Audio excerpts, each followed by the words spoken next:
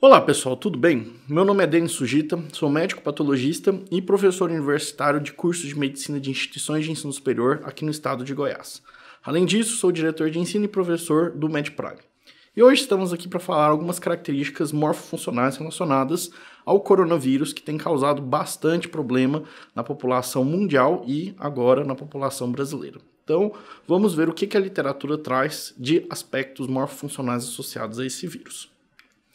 Primeiramente, em relação às características virológicas desse vírus, no dia 30 de janeiro de 2020, a Organização Mundial de Saúde declarou a infecção pelo coronavírus como uma emergência de saúde pública de importância internacional, configurando ela como uma pandemia, ou seja, uma infecção que afeta todos os continentes do globo terrestre. Essa doença é uma doença infecciosa causada por um vírus que inicialmente foi cunhado como 2019 nCoV, mas hoje a gente coloca isso na literatura como SARS-CoV-2. E a gente vai entender daqui a pouco por que o nome, ou por que essas letras nessa sigla. Bom, em relação aos coronavírus, esse não é o primeiro coronavírus que aparece na história da humanidade. Coronavírus são um conjunto de vírus da família Coronaviridae e subfamília Coronavirinae, e são vírus que apresentam algumas características em comuns, como são vírus envelopados, não apresentando capsídeo, e o RNA é uma fita simples de polaridade positiva, representado desta maneira. E o ponto mais importante que caracteriza o vírus como um corona é que ele apresenta glicoproteínas longas em forma de tacos, e essas glicoproteínas se agrupam ao redor do vírus, dando um aspecto de uma coroa. Dali o nome corona, né, que em línguas latinas significa justamente esse termo coroa.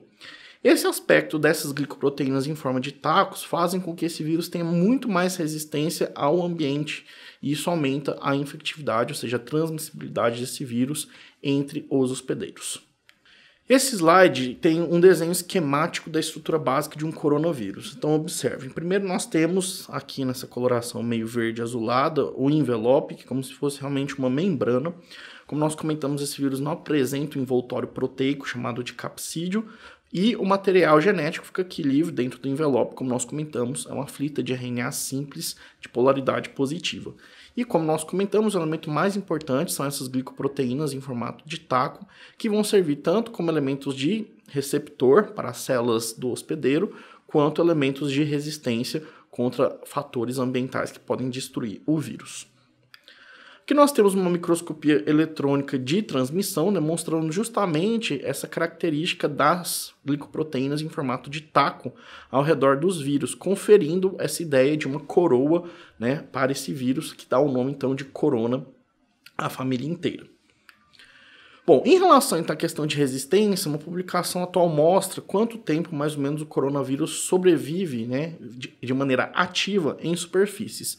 Notem que, por exemplo, em superfícies de alumínio, o tempo seria de mais ou menos 2 a 8 horas, e em cima de outros metais, 48 horas. Mas, por exemplo, em cima de outras superfícies, como por exemplo plástico, seria 5 dias, papel de 4 a 5 dias e vidro 4 dias também. Então, notem que esse vírus realmente apresenta uma certa resistência a fatores ambientais, diferente, por exemplo, dos vírus HIV, né, da imunodeficiência humana, que em contato com superfícies ele é rapidamente eliminado e inativado. Esse vírus, então, ele tem mais tempo de resistência, por isso que isso aumenta a possibilidade de infecção e transmissão entre pessoas, ok?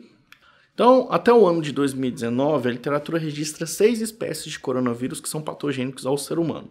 Dessas 6 espécies, 4 são de alta prevalência, ou seja, circulam em maior quantidade na espécie humana, contudo causam quadros clínicos leves. Seriam então a espécie 229E, NL63, OC43 e HKU1.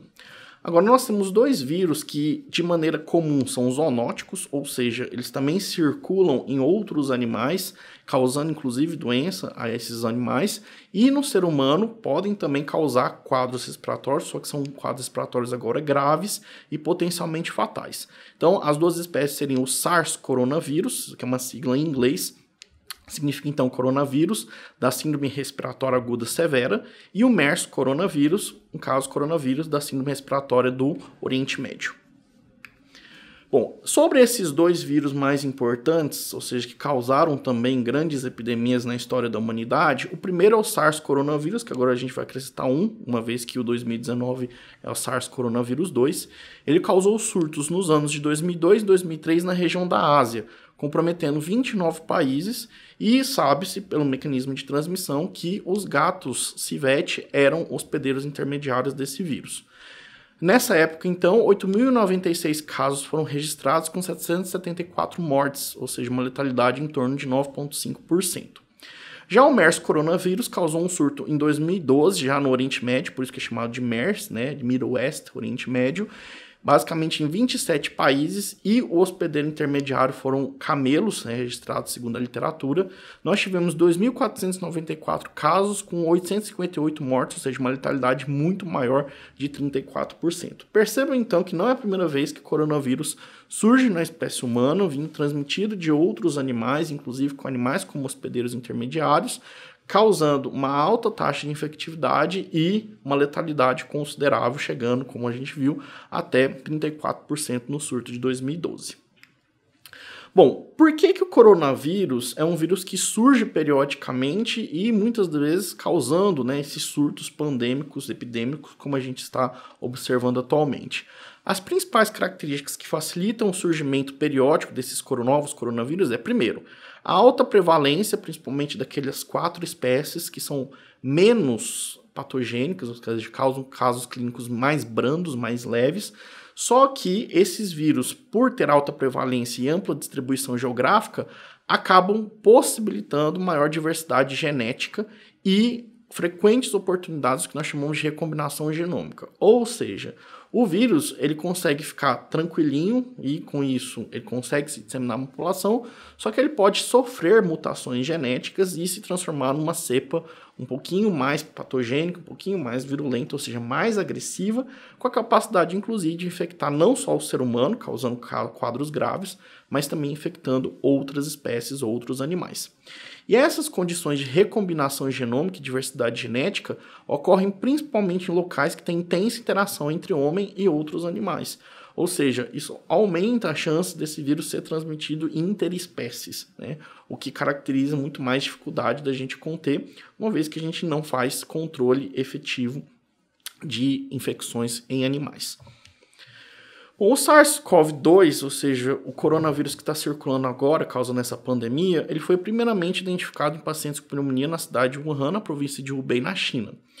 Ele tem, do ponto de vista genético, 79,5% de compartilhamento com o SARS coronavírus tipo 1. Então, basicamente, ele é muito próximo, muito semelhante, produz as mesmas proteínas, em sua grande maioria, que o SARS coronavírus tipo 1.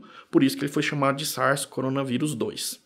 E ele apresenta 96,2% de homologia com coronavírus que circula entre morcegos. Por isso que acredita-se que o primeiro caso deve ter vindo dessa espécie de animais, morcegos, e isso provavelmente pode ter sido transmitido ou de maneira direta ou através de um reservatório intermediário, que a gente ainda não conhece, a literatura não coloca nada sobre isso, para o homem. Tá? Então existem essas duas possibilidades, essas duas teorias, ou uma transmissão direta de morcego ao ser humano, ou um hospedeiro intermediário, aí intermediando a infecção entre o morcego e o ser humano. Os primeiros casos dessa região da China foram associados a um mercado no qual eram vendidos frutos do mar e animais silvestres vivos, que são alimentos comuns da tradição chinesa. E aí houve até um certo burburinho, né, público, digital, a respeito dos hábitos culturais e gastronômicos da China, mas a gente tem que entender que esse não foi o elemento. O elemento foi essa questão de ter proximidade entre seres humanos e animais, e como a gente viu, é um vírus que circula tranquilamente entre várias espécies. A fisiopatologia da infecção pelo coronavírus desse ano ainda é pouco conhecida. O que se sabe é que o órgão-alvo principal é pulmão, mas existem alguns artigos demonstrando a identificação viral em amostras de rim e intestino de alguns pacientes que foram a óbito.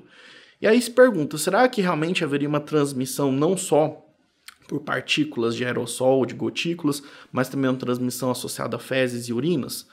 Bom, isso é uma teoria ainda e ela é suportada pela única evidência que nós temos da fisiopatologia, que é qual? A literatura mostra que o vírus invade o pneumócito, a célula que reveste, né, o espaço alveolar pulmonar, ou seja, ela está em grande abundância no pulmão, esse pneumócito então apresenta o que nós chamamos de receptores de enzima conversora de angiotensina. Essa enzima conversora de angiotensina a gente vai abreviar durante a apresentação como ECA, e ela é um receptor que apresenta-se não só nos pneumócitos, ou seja, não está só no pulmão, mas a gente também tem esses receptores em células do rim, em células do intestino e nas células que revestem os vasos sanguíneos.